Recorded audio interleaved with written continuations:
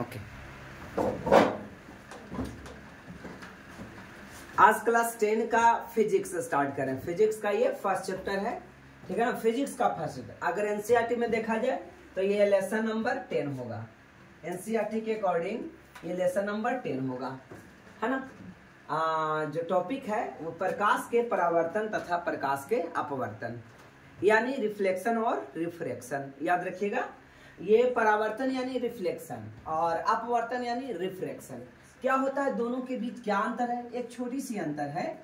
जैसे मान लिया जाए यह एक माध्यम है और इस माध्यम में मिरर लगा हुआ है, ठीक है ना।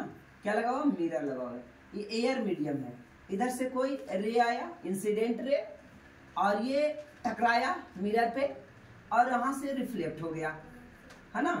तो ऐसे को बोला जाएगा रिफ्लेक्शन, परावर्तन। ऐसा घटना को क्या बोला जाएगा? परावर्तन। अपवर्तन कौन सी घटना होती है? तो यहाँ पे बेटा दो मीडियम्स होते हैं। एक मीडियम का रिफ्रैक्टिव इंडेक्स μ1 है और दूसरा मीडियम का रिफ्रैक्टिव इंडेक्स μ2 है, यानी मीडियम है। और मीडियम को बांटने वाली ये सरफेस है, ठीक है ना। जैसे मान लो नीचे जल है और ऊपर में कुछ नहीं है, हवा है। ऊपर में क्या है? हवा है। अब आती है इंसिडेंट रे। इंसिडेंट रे आ करके ये लौटती नहीं है, सरफेस से लौट नहीं जाती है। ये कहाँ चली जाती है? यहाँ पे अंदर चली जाती है, ठीक है। हम लोग इसमें देखेंगे कि किधर अभिलंब से दूर जाती है या अभिलंब की ओर अभिलंब से नजदीक मुड़ जाती है। ये सब घटना देखेंगे। हमने बस यहाँ पे समझने की ये कोशिश किया परावर्तन क्या होता है और अपवर्तन क्या होता है, ठीक है ना। तो परावर्तन क्या याद रखेंगे? सरफेस से लौट जाना, प्रकाश को सरफेस से लौट जाने की क्रिया परावर्तन कहलाएगा, रिफ्लेक्शन। और सरफेस से लौटना नहीं, दूसरे माध्यम में प्रवेश कर जाना, किसको? प्रकाश को, ये अवस्था कहलाता है अपवर्तन। अपवर्तन का अंतर्गत क्या एग्जाम्पल आ गया? तो कोई पानी में अगर आप छड़ को या इसको ऐसे करके डुबा देंगे तो ये लगेगा कि पेन है ना, ये मुड़ गया है। तो ये घटना पेन का मुड़ना, ये क्या कहलाएगा? अपवर्तन कहलाएगा। रिफ्रैक्टिव क्या? रिफ्रैक्शन। ये हो गया रिफ्लेक्शन और ये हो गया रिफ्रैक्शन, ठीक है ना। चलिए, तो यहां तक किन्हीं को दिक्कत नहीं। आइए स्टार्ट करते हैं। कहता है प्रकाश क्या है? तो प्रकाश एक ऊर्जा है। 1 नंबर का क्वेश्चन, प्रकाश क्या है? प्रकाश एक ऊर्जा है, ठीक है। अब जब नोट्स याद करेंगे तो आप बच्चों ध्यान देना है, ये नहीं कि पढ़ते जाना है। प्रकाश क्या है ये क्वेश्चन आ सकता है। तो प्रकाश एक ऊर्जा है। प्रकाश क्या है? प्रकाश एक ऊर्जा है। Light is a form of energy. Light जो होती है, प्रकाश होती है, वो एनर्जी के फॉर्म में रहता है। किसके फॉर्म में रहता है? एनर्जी के फॉर्म में रहता है, ठीक है ना। अब हमें भूख लग गया तो क्या करें? धूप में खड़ा हो जाऊं, है ना। फोटोसिंथेसिस थोड़ी ना मैं कर पा रहा हूँ, लेकिन प्यास लग गया, पानी लेके आओ। फ्रिज में पानी डाली थी। कहता है जिसके द्वारा हम वस्तुओं को देख सकते हैं। प्रकाश वह ऊर्जा है जिसके द्वारा हम वस्तुओं को क्या करेंगे? देख सकते हैं, है ना। वस्तु नजर आती है, तो किसके कारण वस्तु नजर आती है? बोलिए। प्रकाश की उपस्थिति के कारण, है ना। प्रकाश को देखा नहीं जाता। प्रकाश और हवा एक जैसा है, जैसे सब फॉर्म में नहीं। प्रकाश को भी देखा नहीं जा सकता और हवा को भी देखा नहीं जा सकता। हम लोग हवा को महसूस करते हैं, है ना। अलग अलग थियोरिटिकल टर्म समझ के हवा को महसूस करते हैं। जैसे उसमें भार होती है, वो जगह छेकती है, ऐसे करके प्रकाश को भी महसूस कर सकते हैं कि यहाँ पे प्रकाश है। कैसे? अगर कोई वस्तु हमें नजर आ रहा है, इसका मतलब कि प्रकाश है। बच्चे समझ में आया? प्रकाश है का मतलब क्या? वहां पे कोई वस्तु नजर आ रहा है, यानी कि वहां पे क्या है? प्रकाश है। बोलिए, कोई दिक्कत? तो ये लाइन आप लोग को कंप्लीट हो गया। प्रकाश वह ऊर्जा है जिसके द्वारा हम वस्तुओं को देख सकते हैं, ठीक है ना, लेकिन वो नजर नहीं आता है। वस्तुओं को सिर्फ क्या कर सकते हैं? देख सकते हैं।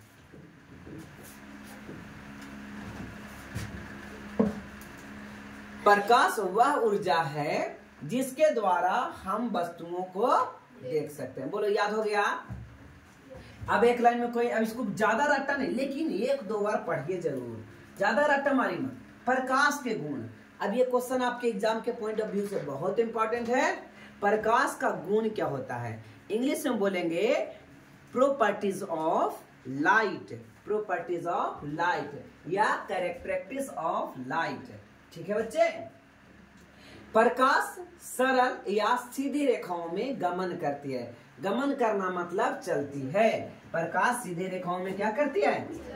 गमन करती है, यानी प्रकाश सीधे रेखाओं में चलती है। देखिए अब हम कैसे स्पष्ट कर सकते हैं कि प्रकाश सीधी रेखाओं में गमन करती है। आइए एक एक्टिविटी के थ्रू देखते हैं। मान लिया जाए कि एक दीवार लगा हुआ है, कर्टेन लगा हुआ है, दीवार, या चलिए दीवार बहुत दूर की बात है, आगे मैं देख रहा हूं और पीछे क्या लिखा हुआ है ये मैं नहीं देख पा रहा हूं। ठीक है ना। किसी भी वस्तु को देखने के लिए प्रकाश की प्रेजेंस होना बहुत जरूरी है, यानी प्रकाश की मौजूद होना बहुत जरूरी है। यहाँ तो प्रकाश मौजूद है ना, पूरा लाइट है। और दूसरा आंख अच्छी होनी चाहिए, तो मेरा आंख भी अच्छी है, लेकिन क्या मैं पीछे की चीजों को देख पा रहा हूं? नहीं देख रहा हूं। क्यों नहीं? क्योंकि प्रकाश सीधी रेखाओं में चलती है। हाँ, अगर वहां पे फ्रंट में एक मिरर लगा होता तो उसके थ्रू हम इसको देख लेते हैं, है ना, क्योंकि प्रकाश यहां से जा करके टकरता उसमें, और ऐसे नहीं। आगे जो लिखा हुआ है उसका फिगर कहाँ बनता? वहां बनता, और फिर उसे मैं देख लेता। समझ में आ रहा ना? उल्टा दिखाई पड़ता या पलटा दिखाई पड़ता उससे मतलब नहीं है, वो तो मिरर का ऐसा नेचर है कि पता ऐसा चल रहा है। ठीक है ना बच्चे? तो ये क्लियर हो गया। प्रकाश सीधी रेखाओं में गमन करती है ना। जैसे जैसे हमारे सीधी रेखाओं में ऐसे इतना क्या लाभ है, हम इधर नहीं देख सकते। देख सकते क्या? नहीं, क्योंकि सीधी रेखाओं में गमन प्रकाश करती है। जैसे उस रूम में क्या हो रहा है, आवाज हम समझ जाएंगे, आवाज से पकड़ा आ जाएगा, लेकिन हम देख नहीं पाएंगे कि रूम के अंदर क्या हो रहा है। समझ में आया ना? क्योंकि प्रकाश सीधी रेखाओं में गमन करती है। बोलिए क्लियर है? तो ये लाइन आपको बच्चे क्लियर हो गया कि प्रकाश सीधी रेखाओं में गमन करती है। बोलिए कोई डाउट है ना? बोलो सर कोई डाउट नहीं। चलिए आगे बढ़ते हैं। प्रकाश विद्युत चुंबकीय तरंग होता है। प्रकाश क्या होता है बच्चे? तो जो लाइट होती है वो इलेक्ट्रोमैग्नेटिक वेव होता है। प्रकाश क्या होता है? इलेक्ट्रोमैग्नेटिक वेव होता है, EMW, इलेक्ट्रोमैग्नेटिक वेव होता है। प्रकाश क्या है? इलेक्ट्रोमैग्नेटिक वेव, यानी विद्युत चुंबकीय तरंग। आपका ऑप्शन ये भी आ सकता है निम्नलिखित में प्रकाश क्या है? तो प्रकाश एक विद्युत चुंबकीय तरंग है। और इस तरंग में भी ये कौन सा तरंग है? अनुदैर्ध्य तरंग। कौन सा? सॉरी अनुप्रस्थ तरंग। कौन सा तरंग है? अनुप्रस्थ तरंग। याद रखेंगे, प्रकाश एक अनुप्रस्थ तरंग है। अनुप्रस्थ तरंग है। प्रकाश क्या है बच्चे? एक अनुप्रस्थ तरंग है। ठीक है ना? याद रखिएगा, एक ऑप्शन में अनुप्रस्थ होगा और एक ऑप्शन में अनुदैर्ध्य तरंग होगा। तो प्रकाश क्या है? अनुप्रस्थ तरंग। कैसे याद रहेगा? प्रकाश, प्रकाश। ठीक है बच्चे? प्रकाश, तो यहाँ प्रस्थ आ रहा है ना, और यहाँ प्र आ रहा है। अब एक होता है अनुदैर्ध्य तरंग। कौन सा तरंग? अनुदैर्ध्य तरंग। देखो बच्चे, ये अनुदैर्ध्य तरंग कैसे? ये हो गया अनुदैर्ध्य तरंग, और ये ध्वनि में होता है। किसमें होता है? ध्वनि में। तो यहाँ पे धा लगा हुआ है ना? पकड़ में आ जाएगा। ध्वनि में धा लगा हुआ है। अनुदैर्ध्य तरंग और अनुप्रस्थ तरंग, यानी प्रकाश लगा हुआ है। क्या लगा हुआ है? प्रकाश लगा हुआ है। आई होप आपको समझ में इतना आ गया होगा। बोलिए क्लियर है? चलो, कहता है विद्युत चुंबकीय तरंग है, तो जितने भी विद्युत चुंबकीय तरंग होता है उसको चलने के लिए, गमन करने के लिए किसी मीडियम की जरूरत नहीं है, यानी कोई माध्यम की जरूरत नहीं है। कैसे? इस चीज को कैसे स्पष्ट करेंगे? जैसे आवाज को चलने के लिए माध्यम की जरूरत है, अगर हवा ना हो तो आवाज नहीं चलेगा। चलिए हम भी इसको समझने के लिए एक एक्टिविटी को देखते हैं। जब कभी भी आप खेत में गए होंगे, ठीक है ना, तो मान लिया जाए कि खेत में आप यहाँ पे हैं, ठीक है, आप यहाँ पे खड़े हैं, ये आप खेत में खड़े हैं, ठीक है ना। एक आपका दोस्त इधर खड़ा है और एक इधर खड़ा है, दूर दूर पर, इतना नजदीक में नहीं, दूर दूर पर खड़ा है। अगर हवा का डायरेक्शन इधर चल रहा हो, हवा का डायरेक्शन इधर, हवा तेज चल रही है इस डायरेक्शन में, तो बताइए आप जब बोलिएगा तो किसे सुनाई देगा जल्दी? तो इसे सुनाई देगा। आपको खेत में ऐसा होता है ना। अब एक धीरे ही बोल रहा है, जो इधर रहेगा वो जल्दी सुन लेगा, और इधर जो रहेगा जिसके विरुद्ध हवा चल रही है वो सुनेगा नहीं, नजदीके रहेगा, पता ना कोची कह दीजिएगा वो सुन लिया क्या। समझ में आ रहा है क्या ऐसा हुआ है आप लोग के साथ में जब खेत में? इसलिए खेत में ध्वनि को ऐसे ऐसे करके बोला जाता है, काश के चिल्लाया जाता है। समझ में आ रहा है ना। तो आपको ये हवा के डायरेक्शन में रहेगा तो कोई दिक्कत नहीं है, लेकिन हवा के अपोजिट डायरेक्शन में रहेगा तो दिक्कत है। तो चलिए हमने समझ लिया कि, और जैसे मान लिया आप चंद्रमा पर चल गए, वहां पे ध्वनि नहीं है तो वहां पे एक दूसरे से आप बात नहीं कर सकते। समझ में आया ना। ये नहीं कि ईयरफोन लगा के बात कर सकते हैं क्या, नहीं बात कर सकते।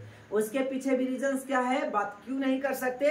तो थोड़ा सा हवा चाहिए ना, तो वो हवा कहाँ मिलेगा, नहीं मिल सकता। इसलिए उसके हवा को चलने पर, ध्वनि को चलने के लिए ध्वनि को चलने के लिए माध्यम की जरूरत होती है, लेकिन प्रकाश को चलने के लिए माध्यम की जरूरत नहीं है। समझ में आया। अब देखिए, जैसा कि आप जानते होंगे, हम करोड़ों किलोमीटर है ना सूर्य है, और हमारा पृथ्वी आज सरफेस यहाँ है, दोनों के बीच करोड़ों किलोमीटर। जैसे ही 36,000 किलोमीटर पहुंचते हैं या कुछ और किलोमीटर पहुंचते हैं तो क्या होता है, यहाँ से एटमॉस्फेयर में से ध्वनि बिल्कुल धीरे धीरे क्या होती है, समाप्त होते जाती है, और यहाँ वैक्यूम बचता है, निर्वात किसे कहते हैं बच्चे? तो वैसा स्थान जहाँ हवा भी नहीं हो, वैसे स्थान को क्या बोला जाता है, निर्वात। इंग्लिश में वैक्यूम कहा जाएगा। क्या कहा जाएगा? वैक्यूम।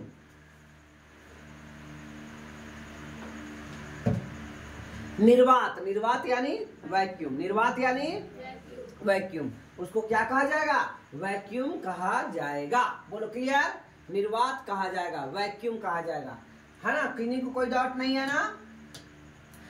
तो कहता है कि इसके संचरण में यानी चलने के लिए, गमन करने के लिए, विद्युत चुंबकीय तरंग को गमन करने के लिए किसी माध्यम की जरूरत नहीं होती है।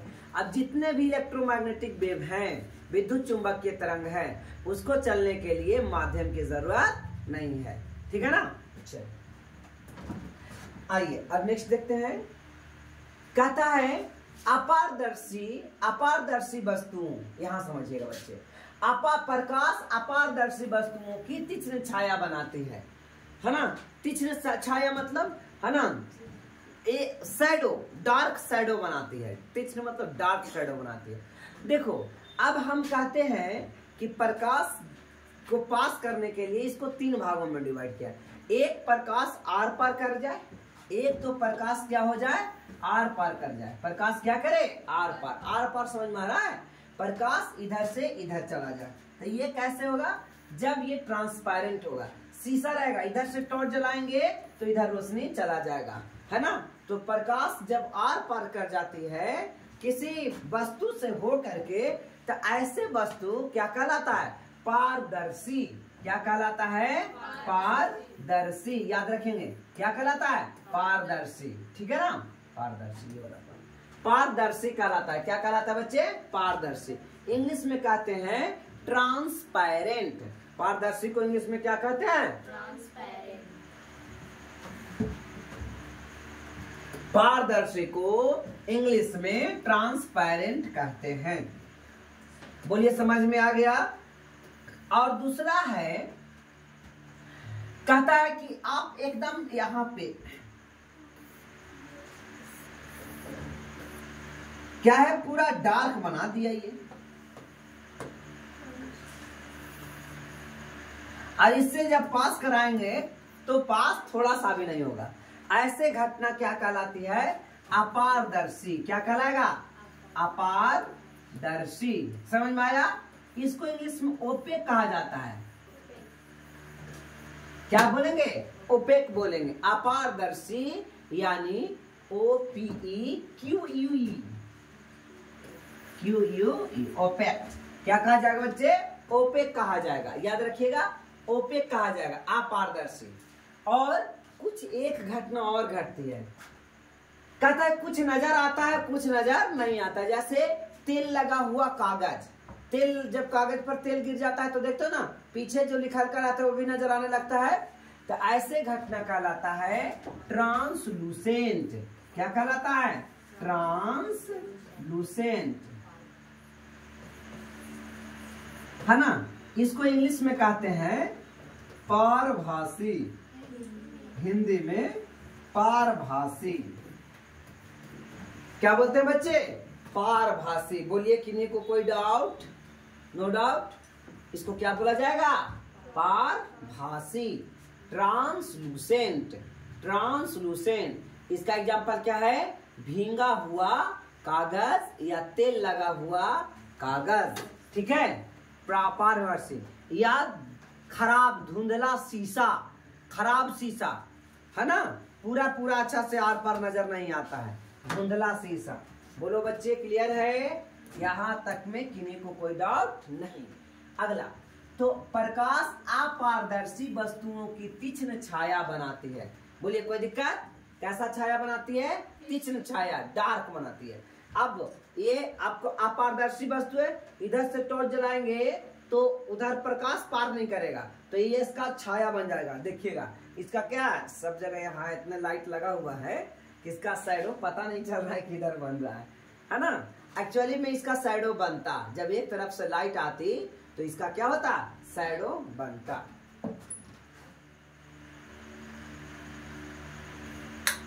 देखिए तो ठीक आ रहा है, हाँ? काला हो जाए। समझे बच्चों? तो अपारदर्शी वस्तुओं पर अगर लाइट पास किया जाए तो क्या बनता है? छाया बनता है। छाया को इंग्लिश में क्या कहते हैं बच्चे? शैडो कहा जाता है। क्या कहा जाता है? शैडो कहा जाता है। आइए नेक्स्ट देखते हैं बच्चे। कहता है प्रकाश की चाल निर्वात में सबसे अधिक होती है, यानी वैक्यूम में प्रकाश की चाल सबसे अधिक होती है। कितना होती है? 3 गुने 10 के पावर 8 मीटर प्रति सेकेंड। 3 गुने 10 के पावर 8 मीटर प्रति सेकेंड स्पीड ऑफ लाइट, यानी प्रकाश की चाल होती है। आप इसको याद कर लिए होंगे, ठीक है ना। चलिए, प्रकाश का परावर्तन क्या होता है? परावर्तन, है ना, जब प्रकाश इधर से आए और टक्कर करके उसी दिशा में लौट जाए, तब ऐसे क्रिया प्रकाश के परावर्तन कहलाता है। क्या कहलाता है? प्रकाश का परावर्तन कहलाता है। बोलो बच्चे, कोई डाउट? प्रकाश का परावर्तन कहता है उच्च कोटि की पॉलिश किया हुआ पृष्ठ। पॉलिश मतलब पेंट। अगर ये कोई पृष्ठ है और इधर से क्या कर दिया जाए, है ना, पेंट कर दिया जाए उच्च कोटि का, जैसे कि दर्पण पर पड़ने वाले अधिकांश प्रकाश तो इधर से आती है किरणें, आपतित किरण, इंसिडेंट रे, आपतित किरण, इंसिडेंट रे, और बेटा इधर चली जाती है, तो इसको रिफ्लेक्टेड रे कहते हैं। क्या कहते हैं बच्चे? Reflected ray. तो इस प्रकार आपतित किरण, सॉरी इंसिडेंट रे, आपतित किरण और परावर्तित किरण, समझ में आ रहा है? तो लौट जाती है। बोलिए, प्रकाश का परावर्तन याद हुआ? दर्पण पर पड़ने वाले प्रकाश उसी दिशा में यदि लौट जाती है तो ये घटना प्रकाश की, अच्छा नहीं लग रहा ये बोलता, प्रकाश की परावर्तन कहलाता है, ठीक है ना, रिफ्लेक्शन ऑफ लाइट। आइए नेक्स्ट देखते हैं बच्चे, बहुत इंपॉर्टेंट पॉइंट रहने वाला है। ये वीवीआई है, आपके एग्जाम के पॉइंट ऑफ व्यू से ये लाइन वीवीआई है, ठीक है बच्चे। चलो ठीक है ना, ये लाइन बहुत ज्यादा वीवीआई रहने वाला है। प्रकाश के परावर्तन के नियम, प्रकाश के परावर्तन का नियम, है ना, वीवीआई है, आपके एग्जाम में ये क्वेश्चन आएगा। तो प्रकाश के परावर्तन के 2 नियम होते हैं। प्रकाश के परावर्तन के कितने नियम होते हैं? 2 नियम होते हैं, ठीक है ना। कौन कौन? आपतन कोण परावर्तन कोण के बराबर होता है। आपतन कोण परावर्तन कोण के बराबर होता है। यहाँ एक आपको क्या लगा हुआ है, मिरर लगा हुआ है। आपतन कोण आने वाली किरण, परावर्तन कोण जाने वाली किरण। आपतन कोण आने वाली किरण और परावर्तन कोण जाने वाली किरण। और बीच में बेटा ये अभिलंब है। अभिलंब किसे कहते हैं, तो दोनों के बीच में एक लंब जो खींची जाती है उसे अभिलंब बोलेंगे। तो अभिलंब और आपतित किरण के बीच बनने वाले कोण आपतन कोण कहलाता है। आपतन कोण क्या कहलाया, एक बार फिर समझिए। आपतित किरण और अभिलंब के बीच जो कोण बनता है उसे आपतन कोण यानी इंसिडेंट एंगल कहा जाता है। आपतन कोण यानी इंसिडेंट एंगल। और परावर्तन कोण किसे कहते हैं, परावर्तित किरण और अभिलंब के बीच जो कोण बनता है उसे परावर्तन कोण यानी रिफ्लेक्टेड एंगल कहा जाता है। रिफ्लेक्टेड एंगल कहा जाता है। तो वही कहला रहा है कि angle of i is equal to angle of r. आपतित किरण आपतन कोण परावर्तन कोण के बराबर होता है। आपतन कोण परावर्तन कोण के बराबर होता है। बोलो बच्चे, कोई दिक्कत है? आपतन कोण परावर्तन कोण के क्या होता है, बराबर होता है ना। एक पॉइंट सभी को समझ में आ गया। कोण आई बराबर कोण r, angle of incident is equal to angle of reflected. Next, आपतित किरण, आने वाली किरण बेटा आपतित किरण। दर्पण पर आपतन बिंदु, दर्पण पर आपतन बिंदु पर अभिलंब और परावर्तित किरण, और ये परावर्तित किरण सभी एक ही लेवल में यानी तल में होते हैं। सब एक ही जगह है ना। आपतन कोण परावर्तन कोण और अभिलंब, आपतन कोण नहीं सॉरी, आपतित किरण परावर्तित किरण और अभिलंब तीनों एक ही बिंदु पर एक ही तल में होते हैं। ये किस नियम को फॉलो करता है, परावर्तन के नियम। याद रखिएगा, प्रकाश के परावर्तन के कितने नियम होते हैं, तो प्रकाश के परावर्तन के 2 नियम होते हैं। याद हो गया है ना। आपतन कोण परावर्तन कोण के बराबर, आपतित किरण दर्पण पर अभिलंब, दर्पण पर आपतन बिंदु पर अभिलंब और परावर्तित किरण तीनों एक ही तल में होते हैं। ऑलराइट, सभी को ये डिफिनीशन में किन्हीं को दिक्कत है ना। पूछेगा आपतन कोण किसे कहते हैं तो बता दीजिएगा। अभिलंब और आपतित किरण के बीच जो कोण बनती है उसे आपतन कोण कहते हैं। परावर्तन कोण किसे कहते हैं, अभिलंब और परावर्तित किरण के बीच जो कोण बनती है उसे परावर्तन कोण कहते हैं। परावर्तन कोण को आर से डिनोट करते हैं। किससे डिनोट करते हैं बच्चे, आर से डिनोट करते हैं। बोले किन्हीं को कोई डाउट, बोलो सर कोई डाउट नहीं, आगे बढ़ा जाए। अगला जो पॉइंट है ये प्रतिबिंब, इमेज। इमेज, प्रतिबिंब यानी इमेज, प्रतिबिंब यानी इमेज। चलिए, इमेज क्या होता है बच्चे, तो प्रतिबिंब वहां बनता है जिस बिंदु पर कम से कम 2 परावर्तित किरण, आपतित किरण नहीं, लौटने वाली किरण, तब उसे हम परावर्तित किरण कहेंगे, तब उसे हम इमेज कहेंगे। देखो बेटा, समझिएगा इस बात को, समझिएगा इस बात को। क्या था हमारा ये जो क्वेश्चन है, अब इमेज, प्रतिबिंब किसे कहते हैं। मान लिया जाए कि यह एक क्या है, अवतल दर्पण है। क्या ये अवतल दर्पण है, अवतल दर्पण, और ये मुख्य अक्ष है। क्या ये मुख्य अक्ष है। अब यहाँ पे मान के चलो कि यहाँ है सी और यहाँ है एफ, और एक बीच में वस्तु ले लिए, सी और एफ के बीच वस्तु ले लिए। यहाँ से एक रे ऐसे गया, और ये जब कोई समानांतर किरण एक्स एक्सिस के या मुख्य अक्ष के समानांतर किरण जाती है तो फोकस से करती है। किससे करती है, फोकस से करती है। ठीक है, किससे करती है बच्चे, फोकस से करती है।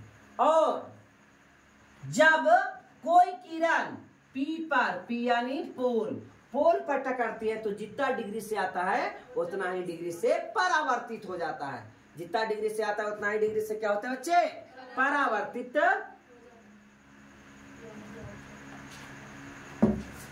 परावर्तित हो जाता है।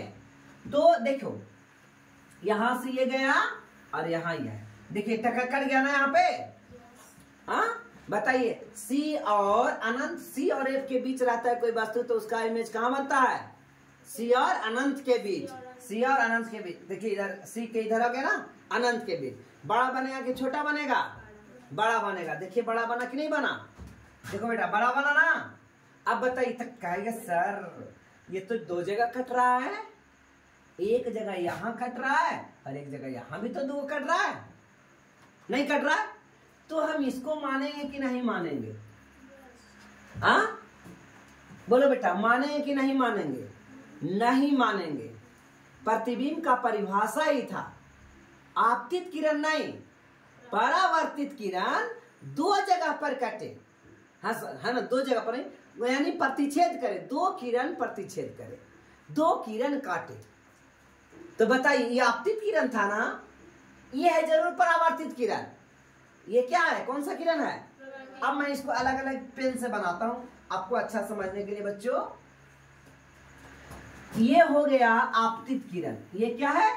आपतित किरण। और ये क्या है? आपतित किरण। दो रेज निकले, इस ऑब्जेक्ट से दो रे निकला।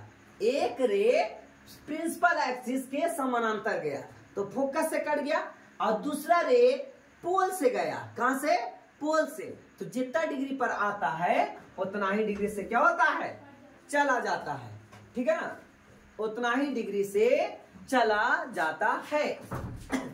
तो इस प्रकार ये हो गया कोण आई और ये हो गया कोण आर। कोण आई और कोण आर। देखो बच्चों अब इसको आप समझिएगा, है ना। मैं एक कलर और यूज कर लेता हूं। ये देखिए इसको मैंने बनाया कौन सा? परावर्तित। अब ये परावर्तित दो जगह कट रहा है कि नहीं कट रहा है? सॉरी, प्रतिच्छेद कर रहा है कि नहीं कर रहा है? तो जब आपतित किरण दो जगह प्रतिच्छेद करे तो उसे इमेज नहीं कहेंगे। ये आपतित किरण प्रतिच्छेद करे उसे इमेज नहीं करेंगे, परावर्तित किरण प्रतिच्छेद करे उसे इमेज कहेंगे, है ना। बहुत इंपॉर्टेंट पॉइंट है, लेकिन लोग इस पर ध्यान नहीं देते, समझे। तो सोचते हैं कि जहां दो लाइन कट गया वही क्या हो गया? इमेज हो गया, प्रतिबिंब। लेकिन इमेज का परिभाषा वो नहीं है। क्या है? जहां परावर्तित किरण प्रतिच्छेद करे, जैसा कि आपने यहाँ पे इसको देखा होगा। प्रतिबिंब वहां बनता है जिस बिंदु पर, बिंदु माने कोई एक पॉइंट पर दो परावर्तित किरण प्रतिच्छेद करे। तो दो परावर्तित किरण था ना जो प्रतिच्छेद किया, दो परावर्तित किरण प्रतिच्छेद करे, है ना, तो उसे क्या कहेंगे? है ना, प्रतिबिंब। या तो प्रतिच्छेद करते नजर आ रहा हो कि या अच्छा आगे जाके कट जाएगा, या तो डायरेक्ट वे में कट गया। अगर डायरेक्ट वे में कट गया तो उसके वास्तविक बोलेंगे, और जो नजर आ रहा हो उसे काल्पनिक कहेंगे। और काल्पनिक तो बच्चों सीधा होता है। आई होप आपको यहां तक के समझने में कोई डाउट नहीं होगी। ठीक है ना बच्चे। आइए एक हम लोग यहाँ पे पॉइंट देखते हैं कि प्रतिबिंब दो प्रकार के होते हैं बच्चे। कितने प्रकार के प्रतिबिंब होते हैं? दो प्रकार के प्रतिबिंब होते हैं। एक वास्तविक प्रतिबिंब, रियल इमेज, और एक काल्पनिक प्रतिबिंब। काल्पनिक प्रतिबिंब को आभासी प्रतिबिंब भी कहा जाता है। आभासी को इंग्लिश में वर्चुअल कहते हैं। क्या कहते हैं? वर्चुअल कहते हैं। वर्चुअल कहेंगे। क्या कहेंगे? वर्चुअल। और वास्तविक को रियल। तो प्रतिबिंब दो टाइप में होते हैं, एक रियल इमेज होगा और एक वर्चुअल इमेज होगा। समझ में आया बच्चे? और जो भी रियल होगा वो उल्टा होगा। ठीक है, कैसा होगा? उल्टा, यानी अपोजिट। और जो वर्चुअल होगा वो सीधा होगा। सीधा को इंग्लिश में इरेक्ट कहते हैं। क्या बोलते हैं? इरेक्ट बनता है। चलिए अब हम इसको तीनों पॉइंट को समझते हैं कि वास्तविक प्रतिबिंब क्या होता है और काल्पनिक प्रतिबिंब क्या होता है। पहले तो आपने प्रतिबिंब देखा कि जहां परावर्तित किरण एक कटान बिंदु पर दो किरण कटे। एक बिंदु पर कितने किरण आपतित किरण कटे? दो किरण कटे, ऐसे जगह को क्या कहेंगे? प्रतिबिंब कहेंगे, ठीक है ना। और वहां से लेकर के प्रिंसिपल एक्सिस का दूरी मिला लीजिए, प्रतिबिंब दूरी कहलाएगा, ठीक है ना। सॉरी, उसका आकार हो जाएगा, ओके आकार। कहता है यह तब बनता है जब प्रकाश की किरणें वास्तव में प्रतिच्छेद करें, है ना, कटते हुए नजर नहीं आए, वास्तव में कट जाए। और ये क्या होगा? जब प्रकाश की किरण कटते नजर आए, प्रतिच्छेद मतलब क्या? कटते नजर आए, तब हम उसे बच्चे क्या कहेंगे? काल्पनिक प्रतिबिंब। वास्तविक माने कट जाए, अब काल्पनिक माने कटते नजर आए। जैसे आपको मैं बताता हूँ, सही में मर्डर होता है तो क्या होता है? वास्तविक की काल्पनिक? वास्तविक मर गया। और फिल्म में मर्डर होता है तो काल्पनिक। कटते नजर आता है, कटल का दिखाता है उतना नहीं दिखाता, लगा कि हाँ मार दिया, समझे कि नहीं? तो वो हो गया काल्पनिक। जो वास्तविक रूप में कट जाए उससे वास्तविक, और जो कटते नजर आए उसको हम लोग क्या बोलेंगे? काल्पनिक बोलेंगे। ये क्वेश्चन भी है बच्चा, ये पॉइंट है ना, ये लाइन बहुत बहुत इंपॉर्टेंट है कि वास्तविक प्रतिबिंब को पर्दे पर प्राप्त किया जाता है। पर्दे मतलब जब फिल्म चलती है ना, तो वास्तविक प्रतिबिंब को ही प्राप्त किया जा सकता है, काल्पनिक प्रतिबिंब को पर्दे पर प्राप्त नहीं किया जा सकता है। तो ये क्वेश्चन आपके लिए बनेगा।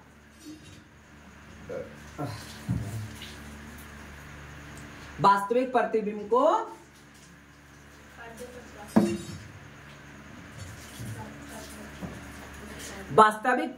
को पर्दे पर प्राप्त किया जा सकता है, और काल्पनिक प्रतिबिंब को पर्दे पर प्राप्त नहीं किया जा सकता है, ठीक है ना। तीसरा पॉइंट क्या है? वास्तविक प्रतिबिंब उल्टा बनता है। कहाँ बनता है? उल्टा। अब उल्टा पलटा क्या है बच्चे? ये देखिए, यहाँ उल्टा कहने, अगर ये कोई वस्तु ऐसा है तो उसका प्रतिबिंब ऐसा होगा, यानी ये उल्टा कहलाया। क्या कहलाया बेटा? उल्टा कहलाया। और सीधा कैसे कहलाएगा?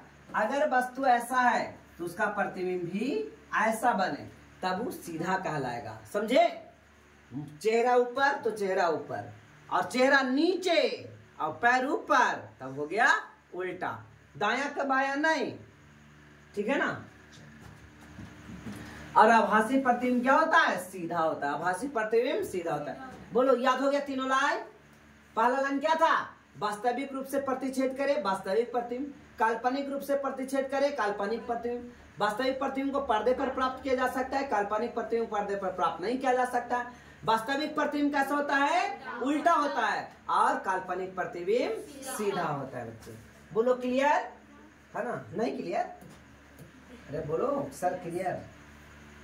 आइए, अब है समतल दर्पण। बच्चे ध्यान देंगे, समतल दर्पण है ना, इंग्लिश में बोला जाता है प्लेन मिरर। क्या बोला जाता है? प्लेन मिरर, है ना, समतल दर्पण। अच्छा, यहाँ से एक क्वेश्चन है बेटा कि प्लेन मिरर की त्रिज्या कितनी होती है? प्लेन मिरर की त्रिज्या कितनी होती है? तो प्लेन मिरर की त्रिज्या अनंत होती है, ठीक है ना। राइट डाउन कर लीजिएगा नोट्स में। प्लेन मिरर की, नोट्स में राइट डाउन करना है, नोट्स कॉपी में। प्लेन मिरर की त्रिज्या क्या होती है? अनंत होती है। कैसे? जब ये बेटा मुड़ा हुआ रहेगा तबे ना इसका कोई ना कोई यहाँ त्रिज्या होगा, सेंटर होगा तो त्रिज्या होगा, लेकिन ये मुड़ा ससुरा है ही नहीं, है ना। तो ये कहाँ जाएगा? इसका अनंत में जाएगा, कहीं मुड़ा ही नहीं है, ठीक है। तो अनंत ना होता है और ना उसका त्रिज्या बनेगा। बोलो बच्चे क्लियर? तो यहां से आपने एक लाइन सीख लिया कि त्रिज्या क्या होती है? अनंत होती है। समतल दर्पण की त्रिज्या अनंत होती है। समतल दर्पण की त्रिज्या क्या होती है? अनंत होती है, ठीक है ना। आइए समतल दर्पण में देखते हैं। छुट्टी चाहिए क्या यार? बनाओ क्वेश्चन, समझे? आइए, ये हो गया बेटा प्लेन मिरर। क्या ये? कोई एक शीशा लीजिए और वहां मर्क्यूरिक सल्फाइड से रंजित कर दीजिए। HGS mercuric sulphide. Mercuric sulphide से इसको क्या कर दीजिए? पेंट कर दीजिए, है ना। तो पेंट कर देंगे तो ये परावर्तक सतह चमकने लगेगा, यानी अब लाइट उधर नहीं जाएगा, सारा के सारा लाइट इधर लौट जाएगा, यानी परावर्तित हो जाएगा। अब देखिए इसमें आपको ये हो गया एक प्रकार का पोल, क्या हो गया, और ये है वस्तु, ए बी क्या है, वस्तु। तो जितना दूरी पर वस्तु है उतना ही दूरी पर प्रतिबिंब है। एक लाइन याद हो गया, वस्तु दूरी बराबर प्रतिबिंब दूरी, वस्तु दूरी बराबर प्रतिबिंब दूरी। तीसरा पॉइंट कहता है प्रतिबिंब दर्पण के उतना ही पीछे बनता है जितना कि दर्पण से दूरी पर हो। वस्तु जितना दर्पण से आगे रहेगा, प्रतिबिंब दर्पण से उतना ही। आप नजदीक में दर्पण ले रहिएगा तो आपका इमेज उधरे बनेगा, और दर्पण में रख के दूर चल जाइए तो वो भी दूर चल जाएगा, है ना, आपका इमेज भी क्या होगा, दूर चल जाएगा। बोलो बच्चे क्लियर। कहता है ये आभासी और सीधा होता है, याद रखिएगा, समतल दर्पण आभासी और सीधा होता है। तो डॉट डॉट डॉट डॉट आभासी, और ऊपरे मुड़ी तो उसमें भी मुड़ी ऊपरे, आपका मुड़ी नीचे दिखाता है क्या, प्लेन मिरर लेके आना, बाल झाड़ते हो, ठीक है, तो किधर नजर आता है, नीचे, है ना, सीधा। तो ये हो गया काल्पनिक और सीधा। काल्पनिक, अच्छा तो सीधा उसको काल्पनिक कैसे कहा गया, काल्पनिक इसलिए कि दाया के बाया दिखाता है, नहीं दिखाता है क्या, माथवा मांगिया फाड़ेंगे ऐसे टेढ़ी, दाया इधर दाया से ना, बाया से, अब हो जाएगा उधर दाया से, ऐसे हो जाएगा, हो जाता है कि नहीं, लड़की लोग के ठीक है, बीचे मांग फाड़ना रहता है ना, बराबरे रहता है, सब एक ही जैसा, कान एक ही जैसा, है ना। अब कोई झुमको पहनले है तो दूर तक हम पहनले है, एक ही जैसा पहनले ना, तो उसको पते नहीं चलता है समझ में आ रहा ना। खैर,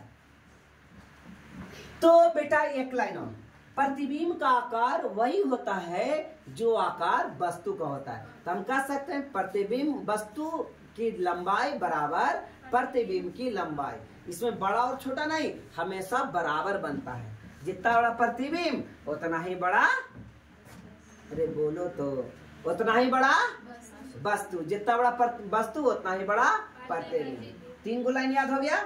और ये पसर परावर्तन बनाता है।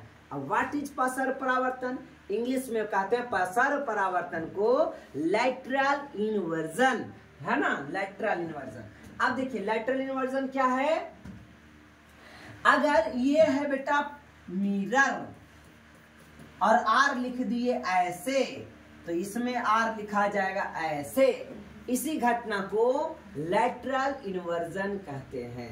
क्या कहते हैं, लैटरल इन्वर्जन कहते हैं, याद रहेगा, है ना। ऐसा ही बनता है कि ऐसा बनता है, इधर आर है तो उधर आर बनेगा क्या, नहीं, कौन सही है, ये कि ये, ए की बी, ऊपर वाला, ठीक है, समझ में आ रहा ना।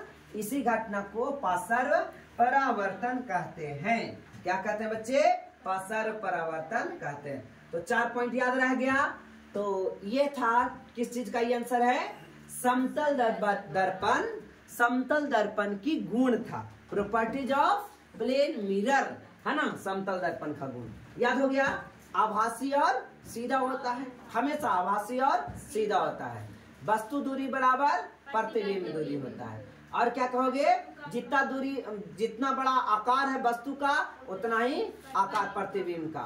और क्या, लैटरल इन्वर्जन बनता है, क्या बनता है, लैटरल इन्वर्जन बनता है, ठीक है ना बच्चे। एक पॉइंट और ध्यान दो, हमें कितना बड़ा दर्पण चाहिए अगर हम एक पूरा बॉडी को देखने के लिए, तो अगर हमारी है ना, नजदीक में रखेंगे बस बॉडी को, आएगा ये क्वेश्चन। तो अगर संपूर्ण देखने के लिए अगर कोई h हाइट का है वस्तु, तो दर्पण h/2 होना चाहिए। दर्पण कितना होना चाहिए, h/2। बहुत बार एग्जाम में पूछा क्वेश्चन है ना, कंपटीशन एग्जाम में क्वेश्चन पूछता है कि समूचा देखने के लिए, किसी वस्तु बॉडी को समूचा देखने के लिए दर्पण की लंबाई कितनी होनी चाहिए, तब वस्तु से आधा, वस्तु से आधा रहेगा तो नजर आ जाएगा, समझे। चलिए ये क्वेश्चन बनता है, इसको आप याद रखें। अगला लाइन देखो बेटा, पसर परिवर्तन तो आप लोगों ने देख लिया। पसर परिवर्तन क्या होता है, है ना, इसके द्वारा वस्तु दायां भाग बायां भाग प्रतीत होता है। अब बायां भाग दायां भाग, बताइए मुश्किल है क्या, है ना, दायां बायां बायां दायां। वो कहता हम तोर बात मानवे नहीं कहेंगे, कहोगे दायां चलो तो चलेगा बायां, बायां चलो तो दायां। अगला है बेटा गोलीय दर्पण। क्या है, गोलीय दर्पण। ऐसा एक दर्पण खोखले गोले का भाग होता है। गोलीय दर्पण क्या होता है, खोखले गोले का भाग होता है। गोलीय दर्पण का परावर्तक तल अंदर की ओर या बाहर की ओर वक्रित होती है। वक्रित मतलब बेटा टेढ़ होती है। क्या होती है, टेढ़ होती है, टेढ़ा होती है। गोलीय दर्पण जिसका परावर्तक पृष्ठ अंदर की ओर, है ना, अंदर की ओर अर्थात गोले के केंद्र की ओर वक्रित होता है, उसे अवतल दर्पण कहते हैं। वक्रित मतलब का, खैर उस सब बात समझिए नहीं, ये बात देखिए। ये है समतल दर्पण। क्या है बच्चे, ये है समतल दर्पण। ये क्या है बेटा, समतल। अब इस समतल दर्पण को ऐसे करके हम, अच्छा एक सेकंड, ये समतल दर्पण है, समतल दर्पण है, ये गोलीय दर्पण है, यानी वृत्त है गोला, और इसका सेंटर है, ठीक है। अब क्या करा है, यहां से इसको समझिए, इसको हम ना काट देते हैं। देखो हमने काट दिया, काट दिया, सेंटर चेंज तो नहीं करा। अगर हम इसे बाहर से पेंट कर दिए तो ये अवतल दर्पण कहलाएगा। बाहर से पेंट कर दिए तो अवतल दर्पण, यानी वक्रित किधर है, अंदर की ओर की बाहर की ओर, है ना। कहता है गोले के केंद्र की ओर वक्रित है, अवतल दर्पण कहलाता है।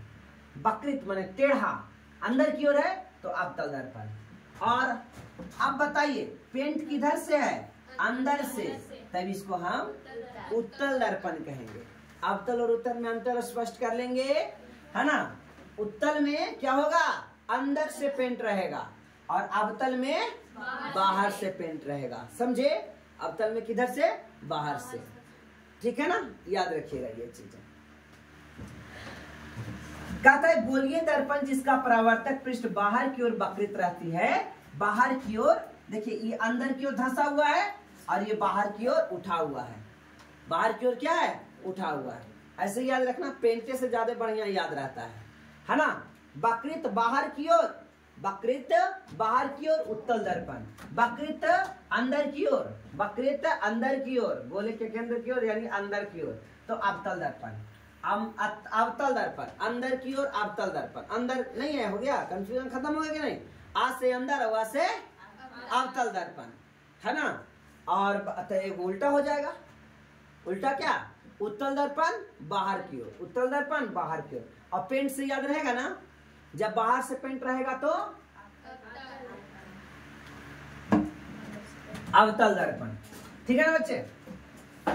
अब मैंने आपको एक यहाँ पे चीज बताने की कोशिश करता हूँ। जब कभी भी आप इमेज लीजिए, जरूरी नहीं है, लेकिन जब कभी आप अवतल दर्पण बनाओ तो इस तरफ बनाओ, और जब कभी उत्तल दर्पण बनाओ तो इस तरफ बनाओ, कोई झंझट नहीं रहेगा। याद रखना, अवतल दर्पण बनाना रहे तो कॉपी के इस साइड बनाओ, दाईं ओर, और उत्तल दर्पण रहे तो बाईं ओर बनाइए, है ना। कंफ्यूजन यहाँ से नहीं रहेगा, क्योंकि न्यूमेरिकल बनाना आसान होगा।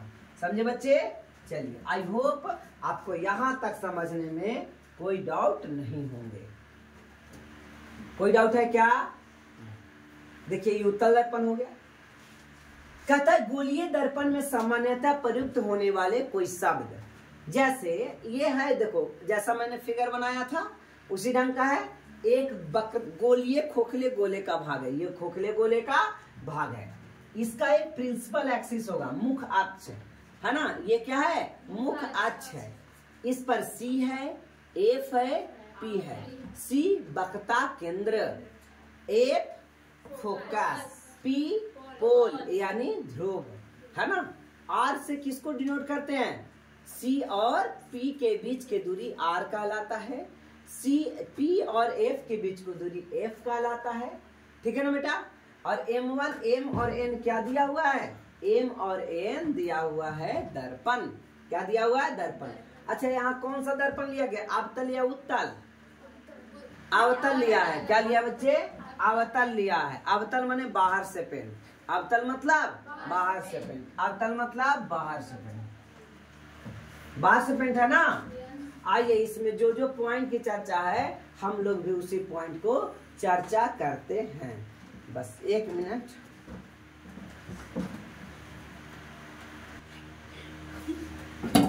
देखिए बच्चे, तो आपको क्या बतलाना है?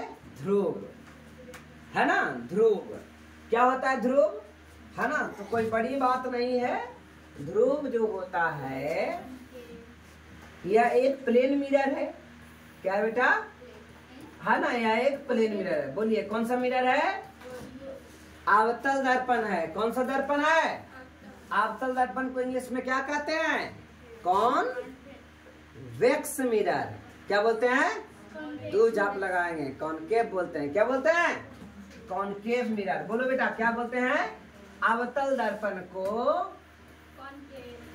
अवतल दर्पण को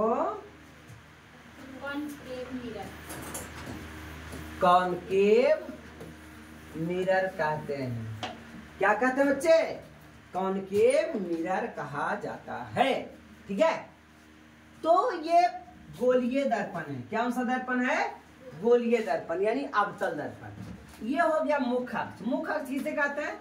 ये गोलीय दर्पण होगा तो इसका किसी ना कहीं सेंटर जरूर होगा। क्या होगा बेटा? सेंटर। सेंटर की आधी दूरी को फोकस करते हैं, है ना। C बराबर F/2, C बराबर F/2। सही है कि गलत है?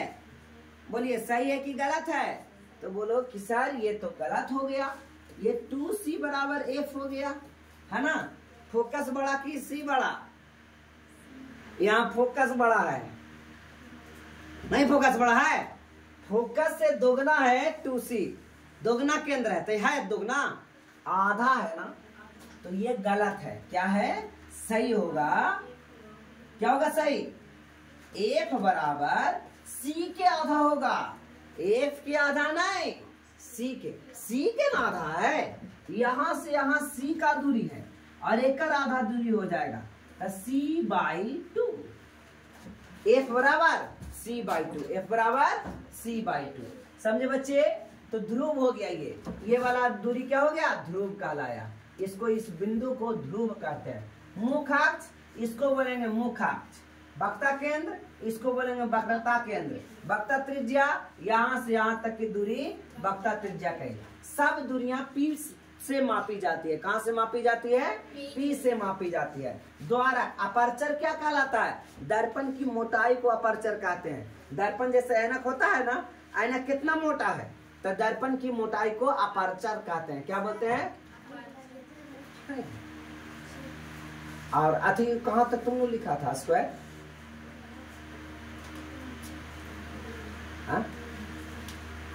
20 तक लिख के आना।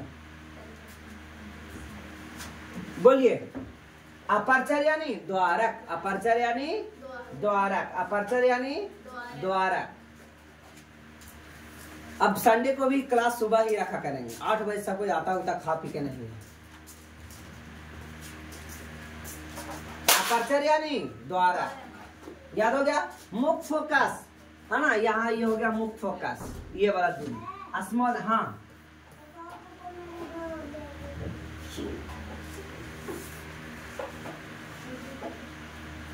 समझ में आए बच्चे? आइए अब लिखावट के अनुसार समझिए। गोलीय दर्पण के परावर्तक, गोलीय दर्पण के परावर्तक पृष्ठ के केंद्र को दर्पण का ध्रुव कहते हैं। वह दर्पण के पृष्ठ पर स्थित होता है।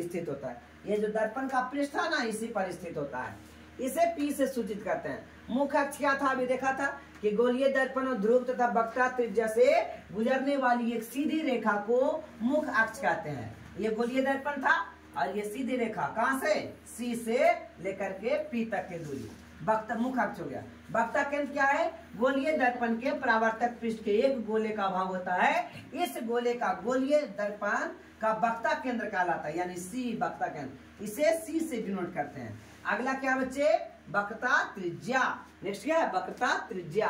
तो गोलीय दर्पण एक परावर्तक पृष्ठ जिस गोले का भाग होता है उसकी त्रिज्या वक्ता त्रिज्या कहलाती है, जिसे आर से डिनोट करते हैं। क्या हो जाएगा, ये हो जाएगा, ये यहाँ से ये हो गया और ये वाला आर से डिनोट किए, है ना, और ये वाला यहाँ आधा दूरी हो गया तो इसको एफ से डिनोट करें।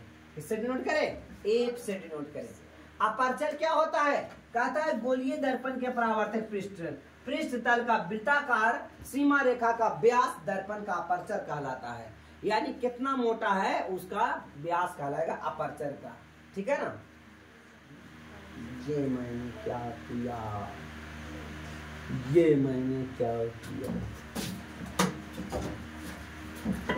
समझ गए बच्चे। चलो मुख्य फोकस क्या है, कहता है मुख्य अक्ष पर वह बिंदु जहां मुख्य अक्ष के समानांतर किरणें आकर के मिलती है उसे परावर्तित किरणें मुख्य अक्ष के एक बिंदु से आती हुई महसूस करती है ना, वह गोलीय दर्पण का फोकस कहलाता है। यानी कहें तो सी के आधी दूरी को फोकस कहेंगे। ठीक है। जब कोई समानांतर रेखा, जब कोई समानांतर किरण किसके समानांतर, मुख्य अक्ष के समानांतर, तो फोकस से कटता है। किससे कटता है, फोकस से। जैसे या एक अवतल दर्पण, उत्तल दर्पण, समतल दर्पण, कोई दर्पण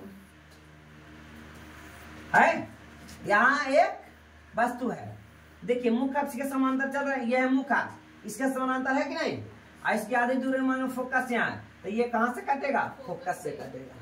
जैसा भी रहे, अगर नीचे है तो ये फोकस से कटेगा, कहीं भी कहां से कटेगा, फोकस से कटेगा। समझ में आया, चाहे नीचे रहे या ऊपर रहे, मुख्य अक्ष से समांतर, ये आज मुख्य अक्ष से समांतर नहीं है, ये भी मुख्य अक्ष से समांतर है, तो ये भी कहां से कटेगा, फोकस से ही कटेगा। कहां से कटेगा, फोकस से ही कटेगा। कहां से कटे बच्चे, फोकस से कटेगा। क्लियर है। आइए अब ध्रुव और फोकस के बीच की दूरी को फोकस दूरी कहते हैं, इसे स्मॉल एफ से सूचित करते हैं। आपको एक फॉर्मूला है, छोटे द्वारक के लिए गोलीय दर्पण के वक्ता केंद्र, वक्ता फोकस जो वक्ता त्रिज्या फोकस दूरी को दुगना, इस संबंध से देखिए दुगना हो गया ना, r बराबर 2f हो गया ना, हम लोग f/2 शुरुआत कर दिए थे r बराबर f/2, तो गलत था ना, r बराबर 2f, f छोटा है r बड़ा है ना। अब बराबर करने के लिए 2 लगाए, r/2 होगा ना कि f/2 होगा। r बराबर f/2 कि r बराबर f/2, तो r बराबर f बराबर r/2 है ना। समझ में आ गया।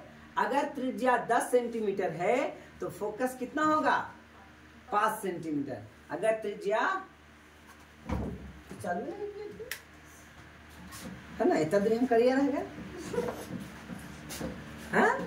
बचपन का कहेगा सर, तो सर है, तो ये वाला नोट कर लिए थे, है ना। आप लोग पढ़ के नहीं आइएगा तो मैं क्या करूंगा बताइए, है ना। पिछले क्लास में पूरा डिटेल दिया था, याद आ रहा है, कितना आसान काम है ना। एक दूसरे स्टूडेंट के लिए बहुत मुश्किल काम है, याद करते हैं ऐसे, याद 10 मिनट नहीं करना इसको, ठीक है। तो यहां से मैं कल आप पढ़ाऊंगा, कहा कि आप जब तक ना उतारिएगा तब तक 1-2 बार पढ़िएगा नहीं, अच्छा समझ में नहीं आएगा बच्चे। तो आई होप आपको यहां तक समझ में